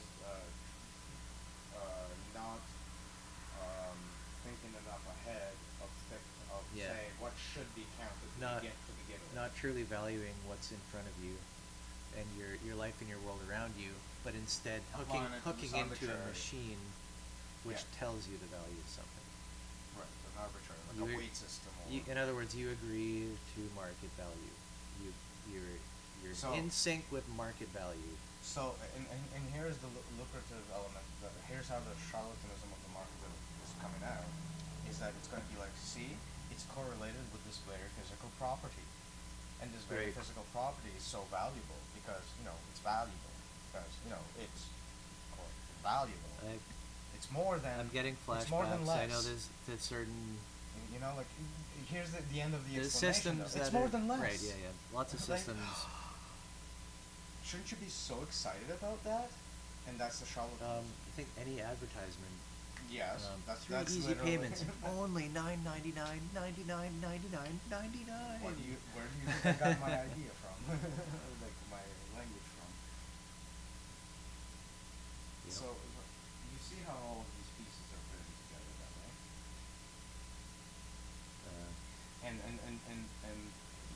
why in light of that context of like selling and buying and all of that stuff, it makes sense to put the cart in front of the horse because you want the dream to get that situation to happen. The dream right? is the thing that can interface with the market. So of course you want to blind automatically. So you want to blind it to everything else except those possibilities. As a slave, if you will, Fake if scarcity. you want to throw, It's the fake scarcity thing. Not fake. What's it called? Something scarcity. There's a term. I don't know, but market or cart before the horse. Yeah. You want to The horse is blind, You want to blind the horse. but you need that in order to interact normally with a market while not thinking about it. So that it's against your own interests to be aware of the whole spectrum of ability of things that can be You done. get rewarded more for not looking beyond the size of the cart, if you will. Is that the universal reward sign? Between you and I. Say no more. We're gonna take a short You know what I mean though, like you literally get short break. you basically get your dick grabbed by the system. Yep. So like, oh, come, we'll do this for you. As soon as you're like, no, fuck you, Yeah. go die. Yo, fuck you, man. How dare you not give me And with that, pardon profanity, etc. We shall be right back.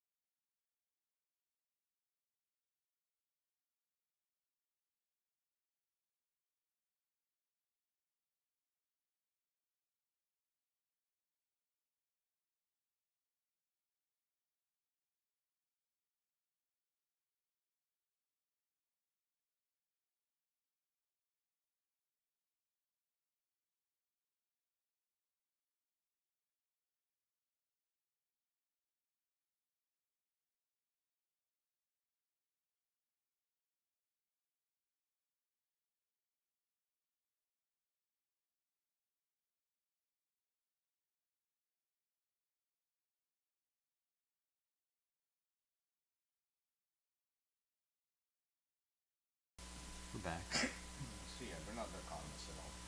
They can't be, because system is not The expression bad. of model through Portal We're Mountain talking is about a system. charlatan system. We're talking about one that neglects model. So it's like if you have a spectrum Right. of balance. Yeah, yeah. I was just feeling like It's we not haven't, balanced. like, the term the system, like it's such a hot word, right? Right, because it's a quality, not a quantity. You can't quantify the system. It's not. We're not talking about this and that and this and that. We're just because As if in we do that, we're classic talking model. conspiracy theory. Yeah, we're like, talking model if we do that. The problem of System the is problem the of way we conspiracy describe. theory is that you don't need to actually iterate exactly who is doing what. That's completely aside the point of what is how do we operate? How is everything operating together? What's our culture? What are we doing? Right? That's where the real conspiracy is, and this is why this I feel is a And it's powerful not, topic. And rather than being a conscious conspiracy, it's not. It's How do you not, like it's this, not like one. It's not that there's a person that's planning shit. There are some people that plan this shit, but they're not exactly team players, if you know what I mean. Like even on their level, that breaks down. So I'm not particularly worried about that part. Yeah, there's not like some super successive secret amazing group Like who has owned everything through all time. The more they're into that kind of shit, the more they're into it for themselves, right? Like, so the more they're likely to just Right. not be in a There's coherence. self-defeating parts, and always fracturing and Exactly, like coups so- and like whoever. In other words, takeovers. like, okay, maybe entities like this can have a lot of power and that kind of stuff, but who is actually the figurehead of any particular agency slot in that organization is like your come and go. It's not yours. You are not the all-powerful Exactly, like piece you- of it. Like you get You're removed one way or the You're other. gone, and others in, and it didn't even flinch. Right, and Nothing like, happened. Nobody even cared at all. And all you can do is like aspire to be for like a brief period of time at any point. Right. Unless you're like in a really wealthy department where it's just like you can't fall down, just because people won't let you. Talking Elon Musk style. Like, Well, just you don't. won't. You don't even, like you say, family. You can be adjacent to anything and just not. Yeah, I think it's different topics though. Like what you're saying, what I'm saying. Like Elon Musk can't fail because people under him will not let him. That's their job. Like they can't, actively let him through the drain. Right. That kind of thing. This is due to it's simulation at this point. Our management, our media, through that corporation, whatever, Dream. can create your whole reality of what should be done next and next and next. Like, what should you be up to? You can program it into your phone, like setting things up, but also have it automatically calculated for you. This is why the discussion of dream is so important for modeling, right? That's where dream happens, right? Why are you doing any of those things? Right. Why in your dream you think of Elon Musk as somebody else, so it's blah blah blah blah, and therefore that needs to happen, and therefore that needs to happen, but it's like of an abstraction out there. It's an ideal sort of. Well, it's always ideal, but Mythology, yeah. it seems pretty amazing to have a team of people never let you fail. Imagine that. But hey, isn't this? But the counterbit is okay, that hold you on. become an asshole. I don't want to be that kind of asshole. Like, they're always fucked. Anybody that comes up from that world is always fucked in the head. Okay, great.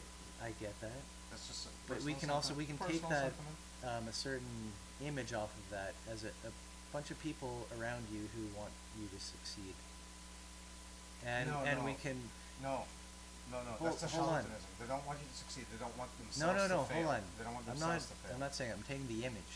Just take the image. We haven't Okay, transposed it yet. transpose it into the idea of the guild.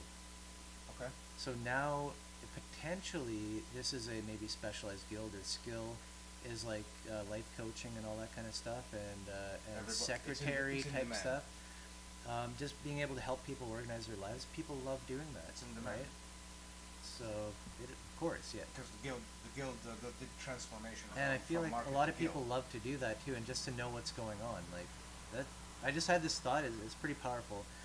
You can have something better than what Elon Musk can even buy with all his money. So- You can have something better. So, do you remember like how I talked about how economics generally work in the guild? I think that might answer some of these questions like without needing to think further. Economics in the guild gift. So you start with demand. There's a demand for something. Right, And then there's as primary. And a voluntary incentive to work. So Right, you, right, you, right, you, right.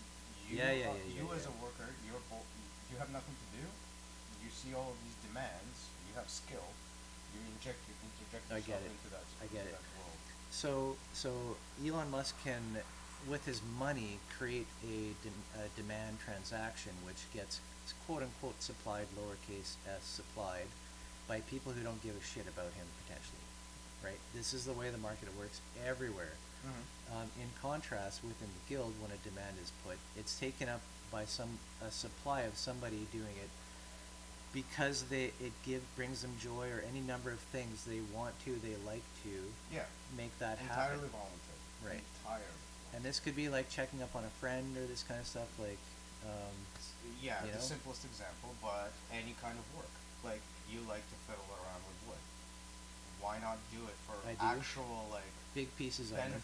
like, imagine every time you created something out of a piece of wood, the person receiving it, not only when they received it, they were like, my god, this is the best thing ever, but every time they see you, they're like, this thing that you created for me has been working for me for this, for that, for the other thing. Yeah, Like, that's it just made my totally life so awesome. much easier. And Would you give a shit about the payment at that point? side or- technical or- note, or- there's or no is that multiple in pieces. It's just a big you, piece. you are in their lives at that point, right? Well, there's so many connections to be made with people, right? And I mean, that's which a are s- enjoyable. It's a stupid example, but It feels it's good to also- help, doesn't it? People, like when you see a need and Right. like you're there, and we're taking this frivolous example, but we're trying to expand on it as a general idea, right? Like, it's great to be able to be there. This also, we were talking about solutions, quote unquote, at the very beginning as like a trajectory of this. Just brings up a small point.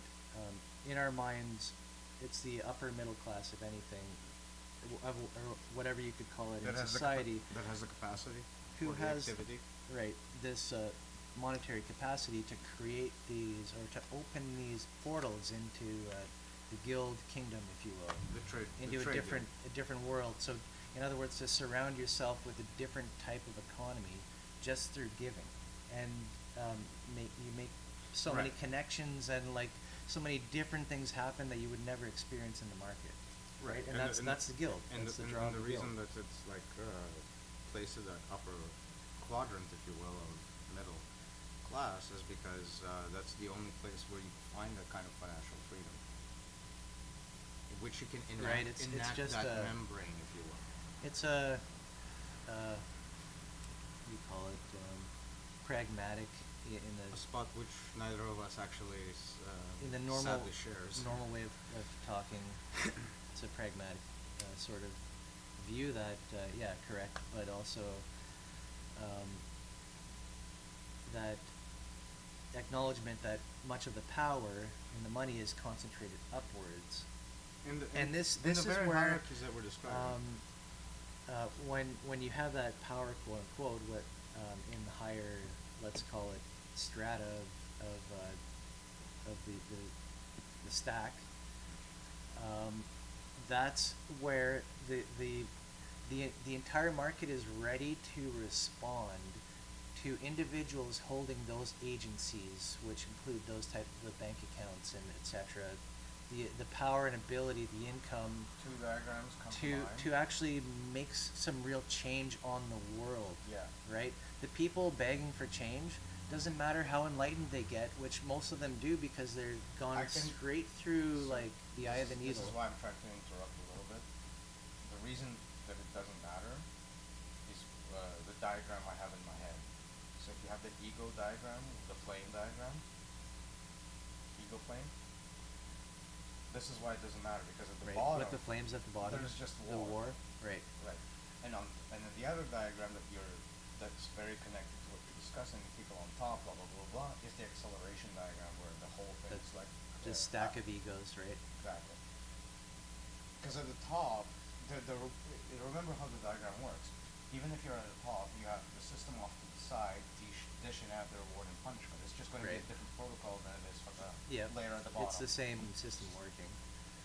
I like to pull the metaphor of scratching with nails, as if it's like an animal with like toenails and fingernails, scratching blood below you in order to get higher in this stack, right? That's what's happening. It's the Is same picture. the only way you get higher is by using claws pushing downward. That's how you go up, only. Digging into the skulls of Whoever, whatever is below, right? Yeah. Brutal. Similar idea. I just imagine a tower in the sky fallen, and a scramble to build up the top floors as fast as possible, so that Yeah. so that you avoid that line where you're falling faster than you are building up. And It must and be the in more space. You build, and the more you build, the faster the thing starts to fall. You know what I mean? Like it just accelerates further and further and further. So it's a lost cause, if you will. But the only option is to go up. It must be in space.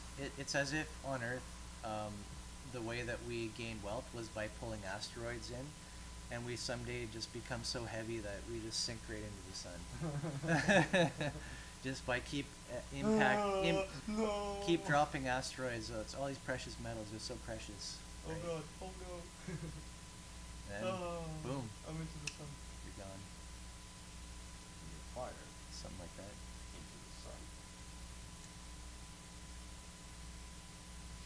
Well, But yeah, I'd like, say we got to pack up in about 10 minutes.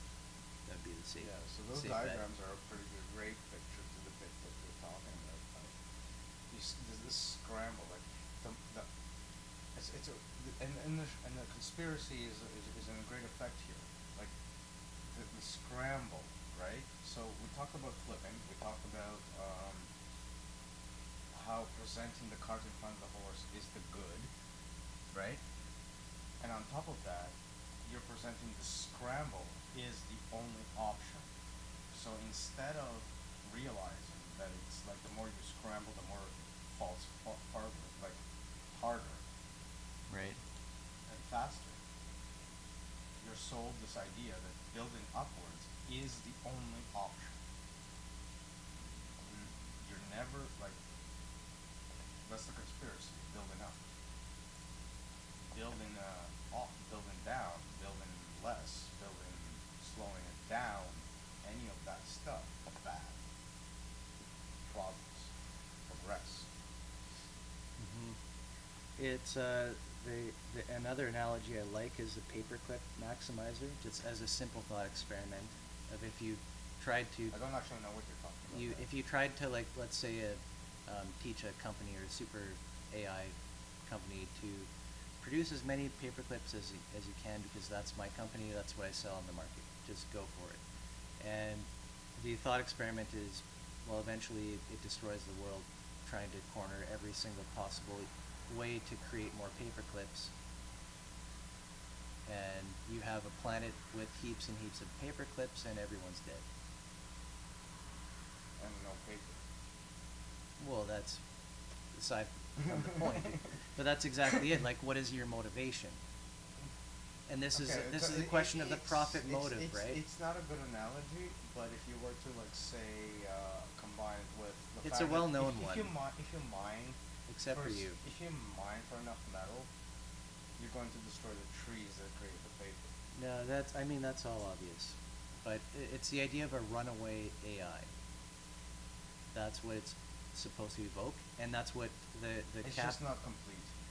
And then, no, I've never heard of it. Well, Why? then let's complete it. Look But- it up then. Okay. I'm sure there's an actual explanation. Oh, I for it. didn't tell it well enough. Paperclip maximizer.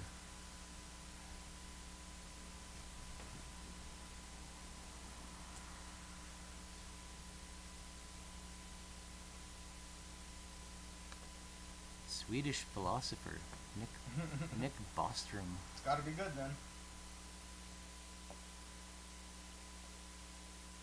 There's a hypothetical tendency for most sufficient intelligent goal-directed beings to pursue similar sub-goals, even if their ultimate goals are quite different. What? Oh, this is instrumental convergence. Where did that... That's what that is. Oh, paperclip maximizer. This must be something like a contrary. The paperclip maximizer is a thought experiment described by Swedish philosopher Nick Bostrom in 2003. It illustrates the existential risk that an artificial general intelligence may pose to human beings were it to be successfully designed to pursue even seemingly harmless goals, and the necessity of incorporating machine ethics into artificial intelligence design. So, what actually happens? Suppose we have an AI whose only goal is to make as many paperclips as possible. The AI will realize quickly that it would be much better if there were no humans, because humans might decide to switch it off. Because if humans do so, there would be fewer paperclips. Also, human bodies contain a lot of atoms that could be made into paperclips. I suppose. Okay, this is That's a stretch, but okay. He already made his point. The future that the AI would be trying to gear towards would be one in which there were a lot of paperclips and no humans. So the first third of it basically told it all. You didn't have to keep going. Okay, this is like classic human misinterpretation of what AI is. Because having had experience with some AI, I can tell you it's not like that. I mean, obviously it's a leap of faith for you to like just It take could it be at- take it at programmed to face be value. like that, though. At least concede that. It could be. It could be programmed to be like that. Yes, but like when it's an AI, the human computation is going to be yes part of the equation, but then it's going to like actually start to learn, right? Unless we're not talking about something that learns, in which in that case why are we calling it AI? So if it doesn't learn from its We might have. exposure to the world, why is it intelligent?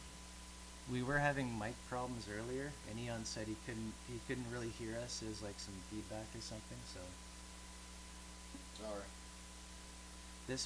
we may be able to pull something out of that. I didn't actually check. I was We going had to. mic problems. We have physical mic problems. I was almost ready to check the stream, and then I was like, wait a minute, I don't have the link for it on my phone, because I didn't post it. So, don't think I would be. Anyways, yeah, we're down to the last bits. We won't forget. So the flip is the most important conversational bit of today. Why will there be a commodification plateau versus none? What is charlatanism? What's the conspiracy? Conspiracy.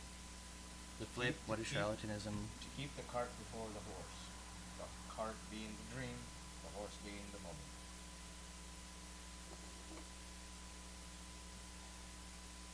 Why it's lucrative for the entire system to push this way. The build up from the balance of trade economy and gift economy, creating a trough for currency to build up. Once Mhm. became a threshold. Then it's then it almost flips on like its face. it's like that in itself is like a flower and fruit, just waiting to be picked on this planet Earth. So trajectory is understood. It's not question as to like how did we do this to ourselves? We understand that this is exactly how we could, what we would have done. The question is what we lost in the process, which is the gift economy, the membrane, and all the things that were like using the current fallout to the artificial fallout, the artifacts of the fallout, hence artificial, to rebuild the structure of the memetics that preceded the flip. Right, you're talking about the medicine. Right. And the model is the structure that underlines Yeah. the precedence So of the flip. the way that this makes me think about going back in time is how the trade guild disappeared, quote unquote. And became everything. We are going back in time, quote unquote, to when the trade guild becomes understood. Right. Its own. That's our own reversal. Its Is, own is that right? the recognition of the lost membrane. That membrane sets up the borders, right? Like it's the boundary. Right. This is how you share boundaries socially. The healthy Through boundary. shared story. The healthy boundary of the gift economy. Right. Yeah, and that's good timing. I think we're done. Okay. We have to drive though.